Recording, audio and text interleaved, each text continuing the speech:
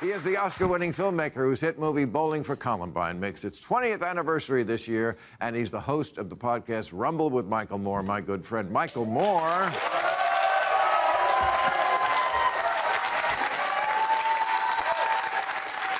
Michael Moore. Mike. Bill. How are you? You look great. You look like Michael Less. I am feeling pretty good, actually. I've spent the pandemic trying to take care of myself. Yeah, you look great. I see you're in your bunker there with the map. Your undisclosed location, and so listen. We've talked about the midterms many times here. I think there's sort of a bright spot there in the fact that the country is on the brink of disaster, which for the first time I can remember, the midterms are sexy. This is the one usually we had trouble getting people to go out and vote for. But now there's very high enthusiasm for a midterm election. So what do you think is going to happen? Before we get to the boomer woke opinion of Michael Moore, welcome to Mika Reacts and Reviews, where we react and review to things on the internet. And today, Bill Maher is interviewing Michael Moore. I have seen already a bit of this clip, and I wasn't going to react to it because I do not like Michael Moore, like, at all. Like, hearing him talk makes my ears bleed, and I like my health. But anyway, there's this viral clip of a smaller clip of Bill Maher's interview with Michael Moore, where he tells Michael Moore to shut the fuck up, and I'm just here for it. So that's the only reason why I'm reacting to this clip, so we can see the lead up to the shut the fuck up part. That didn't actually make this clip, but it's in a fuller episode of The Real Time with Bill Maher. But I'll get more into why I just find everything he says just elitist and disgusting. But anyway, before we get into that, please like, comment, and subscribe. If you like these type of videos, please like, comment, and subscribe. Hit that button to get notifications when I do upload. All of that really does help with the algorithm, guys. And if you'd like to support the channel any further, you can donate. My PayPal link is in the description box below and also in the comments section. Of course, it helps, but you don't have to. You can just like, comment, and subscribe. And another great way to support this channel is either join my brand new membership program, different levels, different tiers, different perks, or you can visit my brand new merch shop, links down below. And if you like, you can super thanks. Other than that, sit back, relax, and continue to enjoy the video. All right, here we go. Well, before I say what I think is going to happen, I need to preface it by telling everybody who's watching that everybody needs to show up, and you need to bring 5 to 10 people with you on election day. I agree with that. That is critical. That's a lot of people, but make it, bring beer, make it a fun thing, have a party after. 5 informed voters, not your 5 emotionary, reactionary, tribalist, stuck in ideology voters. 5 informed voters. Like, I guess a good test of this, if you have friends that believe someone having to have an ID to go vote is racist, lock that person in the closet so they can't make it to the ballots, okay? Just joking. I don't actually believe in voter suppression. Having an ID to vote is not voter suppression. Anyway, let's continue. Words, whatever. But I honestly believe, Bill, and you and I are two well-known pessimists, I think, and I have never felt this optimistic. And I was on your show here, what's now 6 years ago, when I said that Trump was going to win, and the audience booed me, and you stood up for me. I was just saying I'm out, I'm around, I'm from the Midwest. I think I had a pretty good sense of what was going to happen. Michael Moore is from the Midwest. He does not live in the Midwest. He does not live with Midwesterners. He does not congregate with working class, middle working class citizens. He does not congregate with your everyday American. Michael Moore is a progressive elitist who is stuck in a progressive elitist echo chamber in a gilded cage.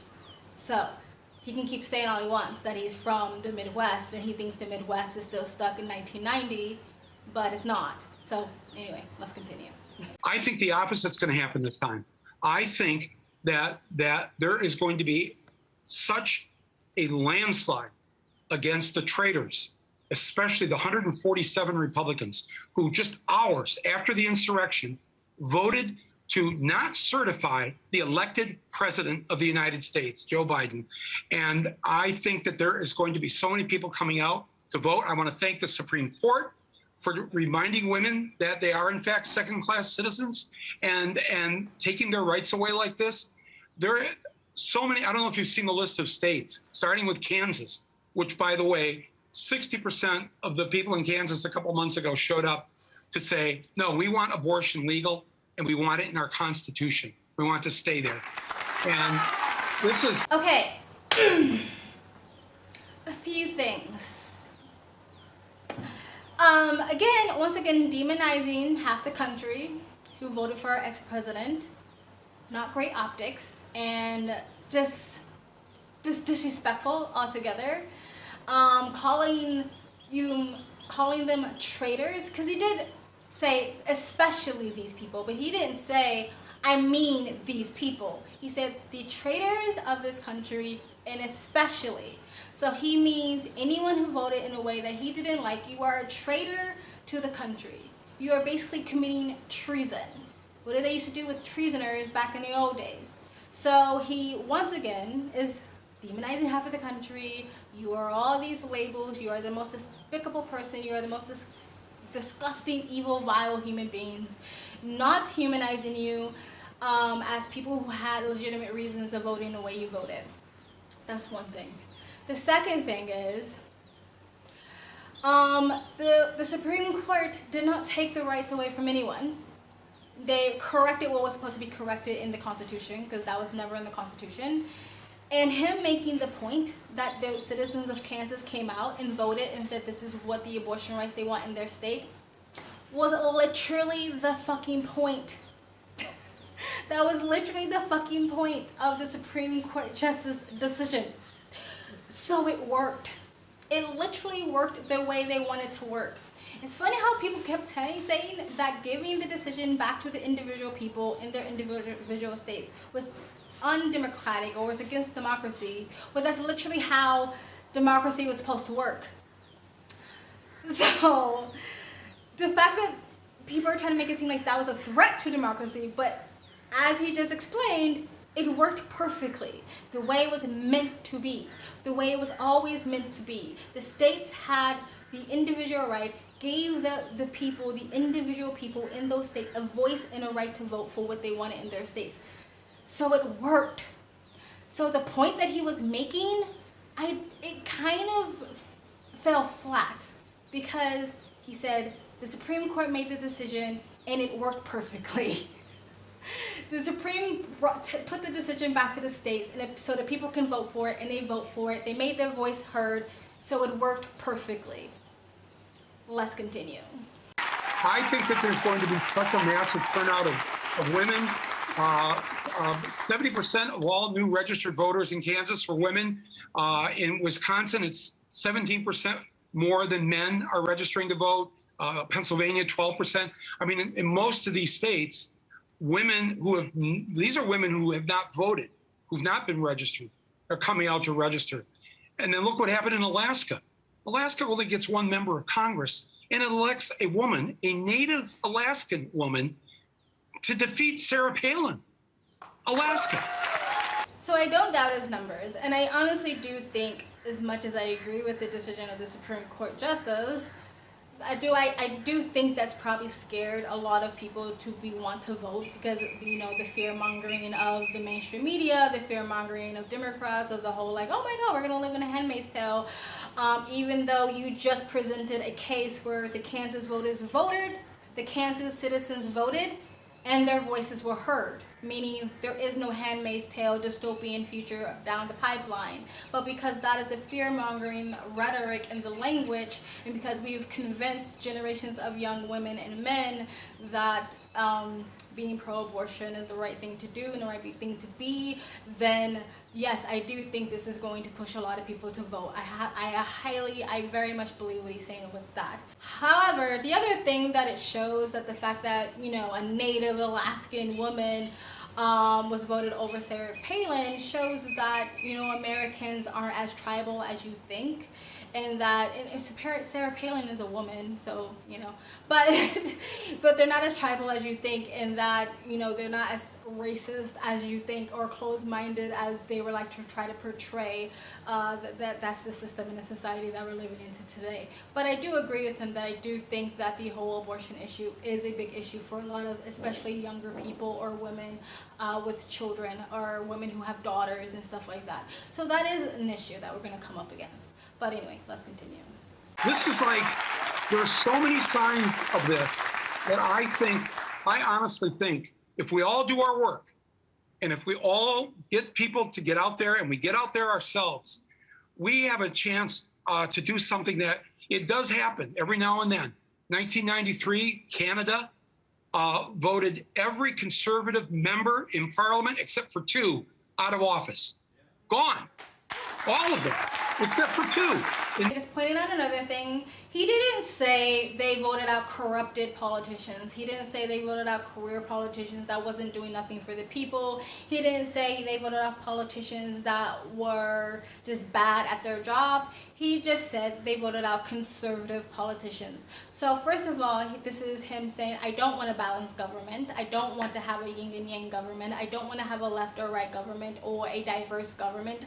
I want to have my side win. That is the point. I just want to win. And because I think I'm more virtuous and I'm self-righteous and I think that I am better than the average American, I know if I want my side to win, then I mean that's the best side to win, right? And I know a lot of MAGA supporters feel the same way. I think it's a difference between saying drain the swamp, that means get the corrupt career politicians out of the office, but a lot of Trump supporters want all the Democrats gone as well. I don't think that's the best decision. I think you should have a balanced government, but everyone on either side should be for the people and not for themselves, which a lot of career politicians are. So for him, it's just, I want to win. I just want my side to win, not I want the best people in office. But I can't, because he's so egotistical and he's so conceited and he's so wrapped up in his own virtuous ego, that he thinks that his side is the most virtuous side, which is just usually not the case, because history has showed us that's not the case. So there you go. Anyway, let's continue. 4 years later, in Great Britain, 1997, every conservative member of the British Parliament in Scotland, in Wales, and from Northern Ireland were all thrown out of office. I think we could throw out a huge number of these Republican traitors in November 8th. Okay, so I said through that, even though I really didn't want to. But now we're going to react to the part where Bill Maher kind of shuts Michael Moore down, kind of.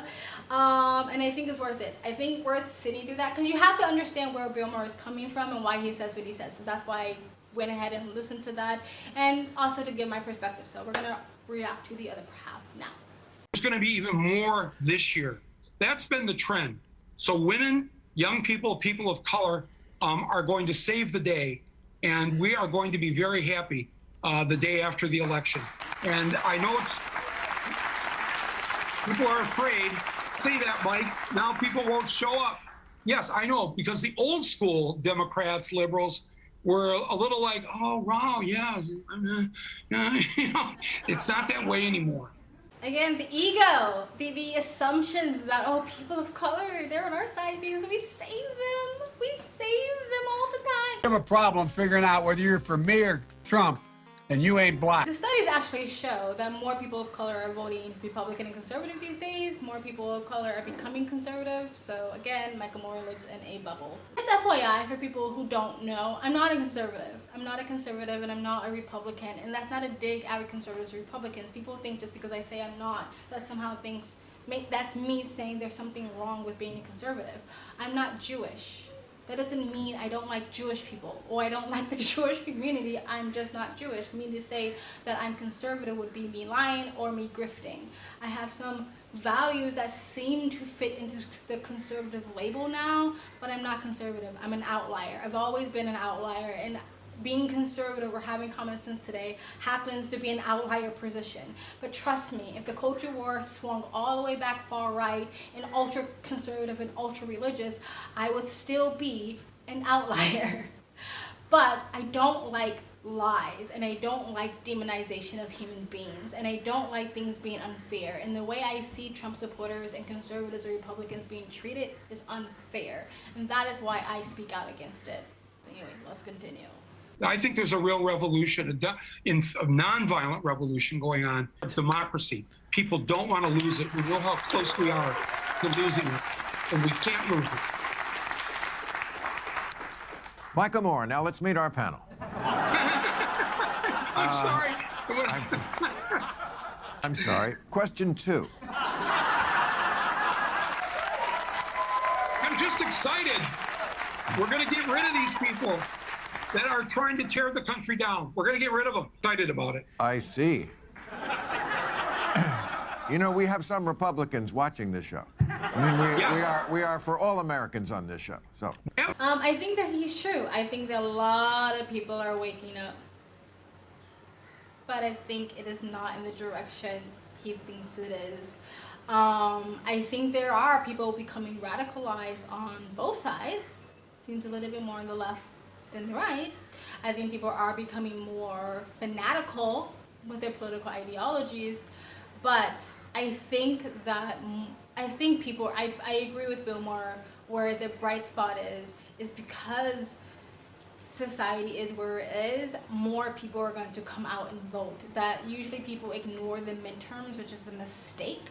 You should always vote in your midterms, but because of the desperate situation, like Bill Maher actually already said at the beginning of this monologue or this little interview, more people will come out. So if people are in a desperate situation, do you think they're going to look around and go, I'm in a desperate situation, so I'm going to keep voting for the same people that put me in a desperate situation?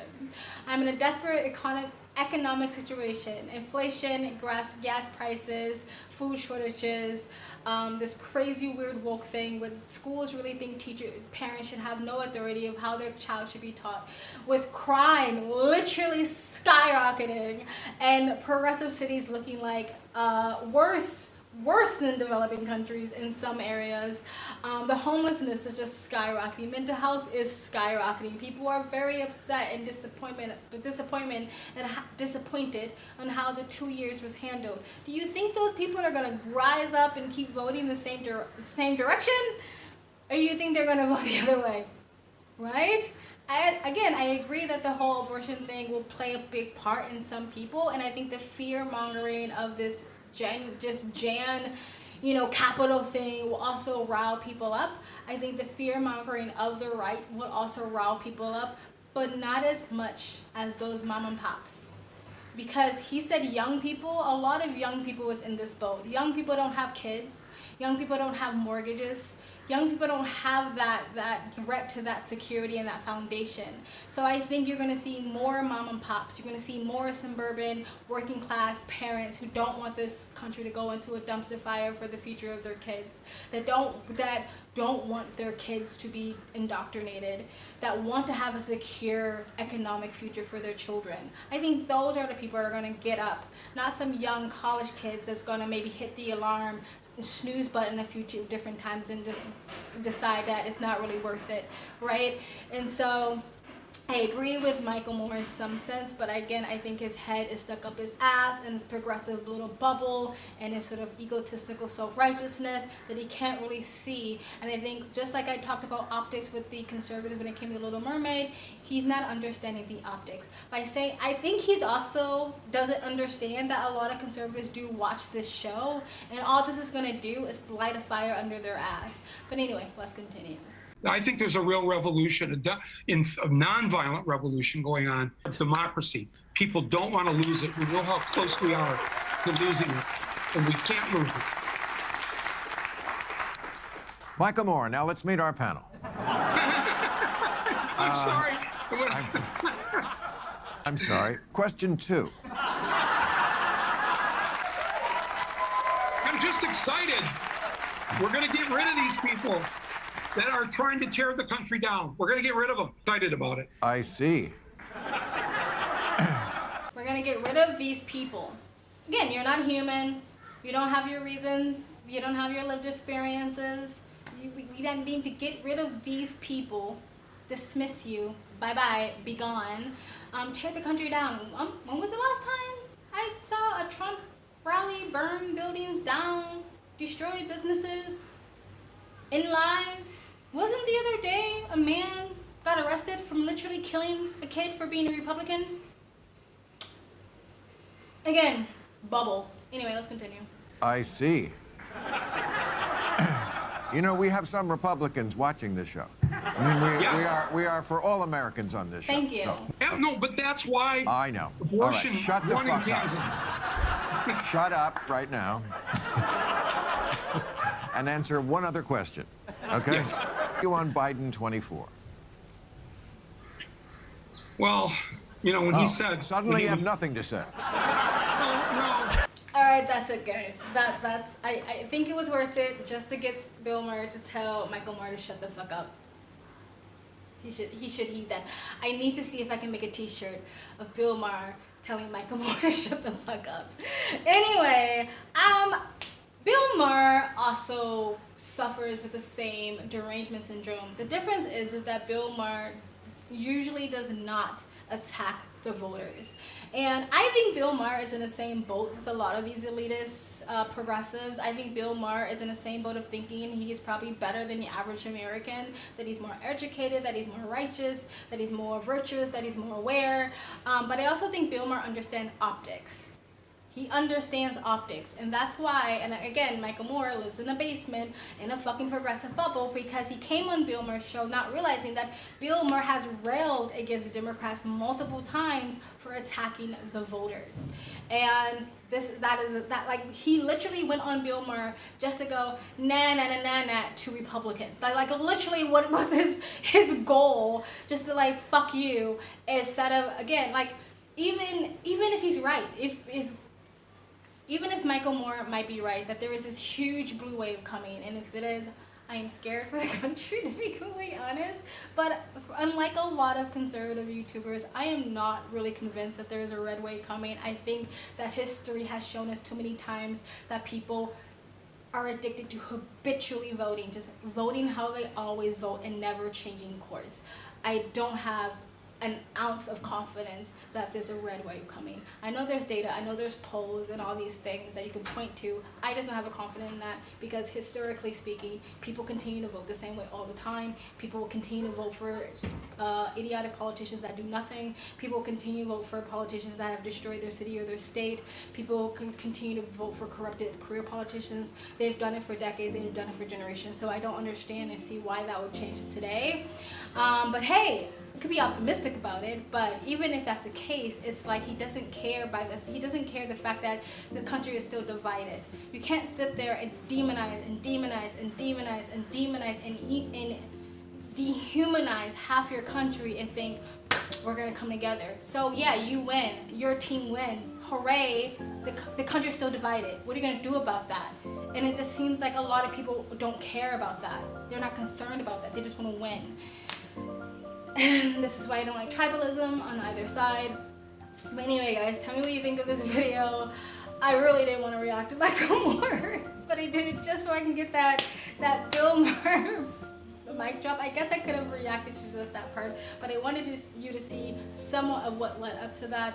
Anyway, guys, tell me what you think of this video in the comments section down below. Please like, comment, subscribe, hit that bell to get notifications when I do upload. All of that really does help with the algorithm, guys. And if you'd like to support the channel further, you can donate. My PayPal link is in the description box below and also in the comment section. Of course, it helps, but you don't have to. You can just like, comment, and subscribe. Another great way to support this channel is either join my brand new membership program, different levels, different tiers, different perks, or you can visit my brand new merch shop. Links down below and links to all of the alternative platforms I'm on. My socials, including my Twitter, other ways to support me and other ways to contact me for business is always in the links down below. And if you like, you can super thanks. I also have a second travel vlog channel. I travel as a lifestyle. I live abroad. If you'd like to know where I am in the world, you can go description box below and also in the comment section. Hit the link, go subscribe to my travel vlog channel, and or follow me on my travel Instagram. My stories is usually what's most up to date, and have all of my other YouTube channels, links down below. Go subscribe, go share, go follow, and you guys have an amazing day. Bye.